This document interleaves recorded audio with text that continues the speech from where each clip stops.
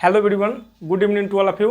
Welcome to YouTube channel math point. Math point में मैं आपका हार्दिक अभिनंदन वंदन और स्वागत करता हूं। आज जो है हम लोग क्लास 9 का दूसरा चैप्टर प्रोनोमियल के बारे में पढ़ेंगे। प्रोनोमियल चैप्टर का आज बेसिक कंसेप्ट यानी इंट्रोडक्शन के बारे में पढ़ेंगे। आज जो है हम लोग आज के पहले जो भी वीडियो हम बनाए हैं वो क्लास 9 के इस सत्र के लिए पहला चैप्टर संख्या पद्धति के बारे में हम लोग वीडियो डाले हैं। आप लोग जाकर के पहला चैप्टर देख सकते हैं पीछे वाले वीडियो में। अब जो है आज हम लोग चालू करेंगे प्रोनोमियल यानी बहुपद। चैप्टर का नाम होगा बहुपद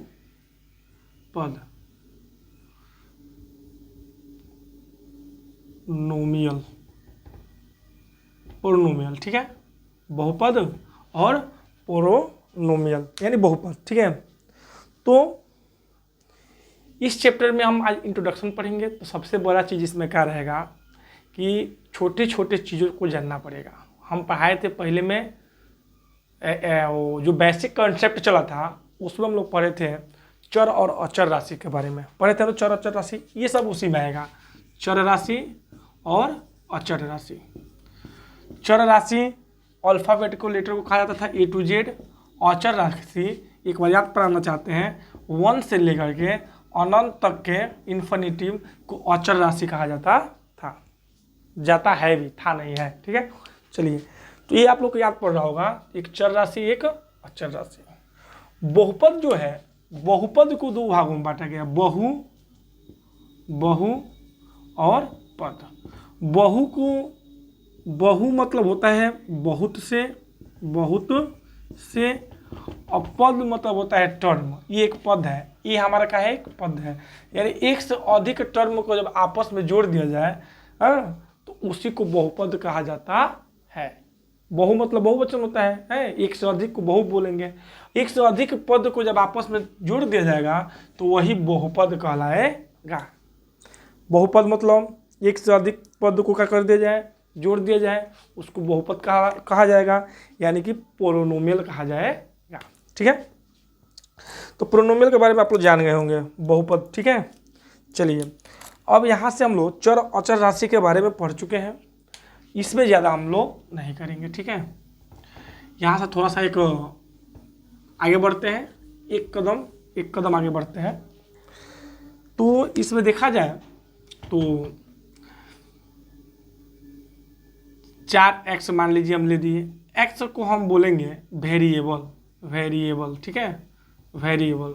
x को बोलेंगे वेरिएबल और x को बोलेंगे वेरिएबल। और इसमें 4 है तो इसको नंबर ऑफ कोफिशिएंट बोलेंगे। क्या बोलेंगे, नंबर ऑफ कोफिशिएंट।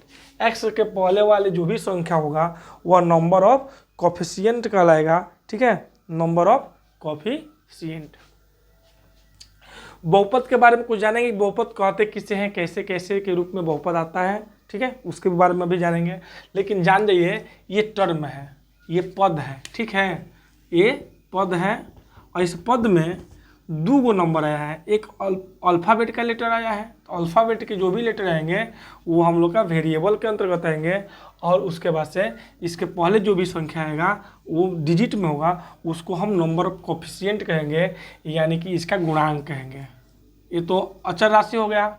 अचर राशि का गुणांक को नंबर ऑफ कोफिशिएंट कहा जाता है। अचर राशि के पहले जो भी संख्या गुणा में होगा, ठीक है, तो वह उसका गुणांक कहा जाएगा, ठीक है, गुणांक कहा जाएगा, ठीक है। चलिए, इसको भी समझ में आप लोग आ रहा होगा। गुणांक किसे कहते हैं, नंबर ऑफ कोफिशिएंट को ही क्या कहेंगे, गुणांक कहा जाएगा, गुणांक। अब इसके बाद से देखा जाए तो टर्म को पद बोला जाता है, पद।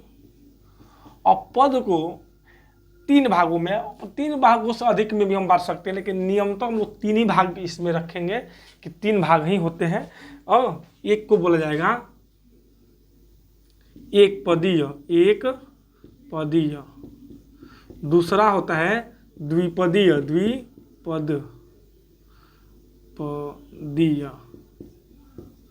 तीसरा होता है त्रिपदीय, यानी कि एक पदीय, एक पद, ठीक है, मोनोमियल, फिर इसको मोनोमियल बोलते हैं। एक पदीय मतलब एक पद होगा, मान लीजिए x होगा, इसको मोनोमियल बोलेंगे, एक पदीय बोलेंगे, एक पद जिसको बोल देंगे, ठीक है, मोनोमियल। इसके बाद से बाइनोमियल आता है, इसको द्विपद बोलते हैं। x प्लस का 1 हो गया, इसमें देखिए दो पद हो गया, इसीलिए इसको द्विपद बोलेंगे, द्विपदीय बोलेंगे, द्विपद बोलेंगे, ठीक है। उसके बाद से त्रिपद X square plus X plus का 2, इसमें देखा जाए तो इसमें 1 2 3 पद हैं, अर्थात इसमें इसको त्रिपद बोलेंगे। और जो बढ़ जा रहा है कोई पद, और इन सबको मिलाकर के बहुपद बोला जाता है। समझ में आ रहा होगा, सभी को ही बहुपद बोला जाएगा। लेकिन बहुपद को अलग अलग भागों में लिख सकते हैं। एक पदीय लिख सकते हैं, 2 टर्म होगा तो द्विपदीय हो जाएगा, 3 टर्म त्रिपदीय, 4 टर्म 5 टर्म, समझ रहे हैं। तो जितना टर्म होगा उतना पदीय मान लेंगे, यानी सबको बहुपद के अंतर्गत ही माना जाएगा, बहुपद के अंतर्गत ही माना जाएगा। आशा करता हूँ समझ में आ रहा होगा ये, ठीक है। एक पदीय आता है, द्विपदीय आता है, त्रिपदीय आता है। इसके बाद से आता है रेखिक बहुपद, द्विघात बहुपद और त्रिघात बहुपद। एक आता है रेखिक बहुपद, रेखिक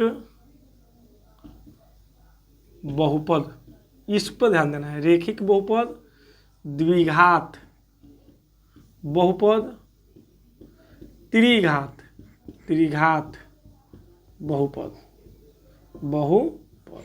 त्रिघात बहुपद। रेखिक बहुपद को लीनियर प्रोनोमियल कहता है, लीनियर प्रोनोमियल, ठीक है। द्विघात बहुपद को कहा जाता है क्वाड्रेटिक प्रोनोमियल, त्रिघात बहुपद को क्यूबिक प्रोनोमियल। जिसका सबसे बड़ा पावर 1 हो, ठीक है, उसको रेखिक बहुपद कहा जाता है। सबसे बड़ा पावर क्या हो, पावर 1 हो, डिग्री सबसे बड़ा 1 हो, उसको रेखिक बहुपद कहा जाएगा। दूसरा है द्विघात बहुपद। द्विघात बहुपद किसे कहते हैं, तो सबसे बड़ा पावर जिसका 2 होता है उसको द्विघात बहुपद कहा जाता है। सबसे बड़ा 2 द्विघात बहुपद, सबसे बड़ा 2 द्विघात बहुपद। त्रिघात बहुपद, सबसे बड़ा पावर जिसका 3 होता है, सबसे बड़ा पावर जिसका 3 होता है उसको त्रिघात बहुपद। याद पड़िएगा, एक घात जिसका रैखिक बहुपद, 2 घात जिसका द्विघात बहुपद, 3 घात जिसका त्रिघात बहुपद। समय नहीं व्यतीत करेंगे, आशा करता हूँ समझ में आप लोग को आ रहा होगा, ठीक है। त्रिघात बहुपद इस तरीका से आ जाएगा, ठीक है।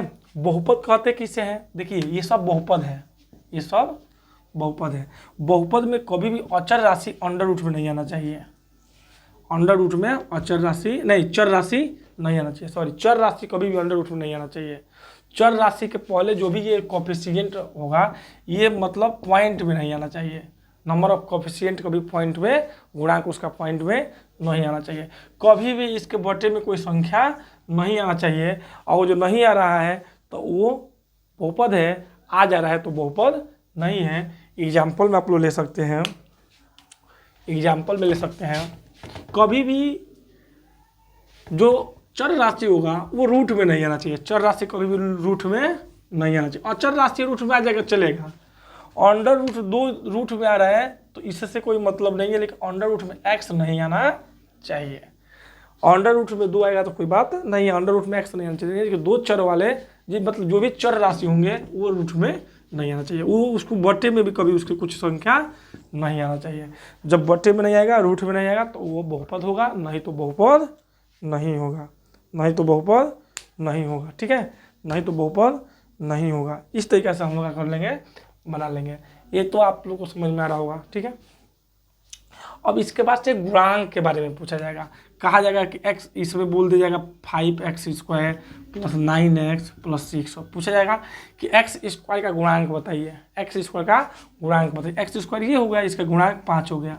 कोई पूछेगा x का गुणांक, x ये होगा, इसके पहले 9 छुपा है अर्थात 9 हो गया, ठीक है।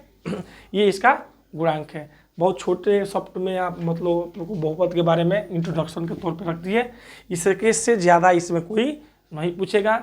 और बहुपद में जो गुणा होता है, भाग होता है, आदि सब चीज़ धीरे धीरे आप लोग को हम सिखाना। भाग तो हम लोग बेसिक में सीखे भी हैं, अब जो आएगा हम एक्सरसाइज में एक दिन में ज़्यादा से ज़्यादा प्रयास करेंगे सॉल्व करने के लिए। कल से वीडियो हम लोग अच्छा बनेगा, सबसे बड़ा बनेगा। चलिए तो मिलते हैं नेक्स्ट वीडियो में। Thank you to all of you, thank you.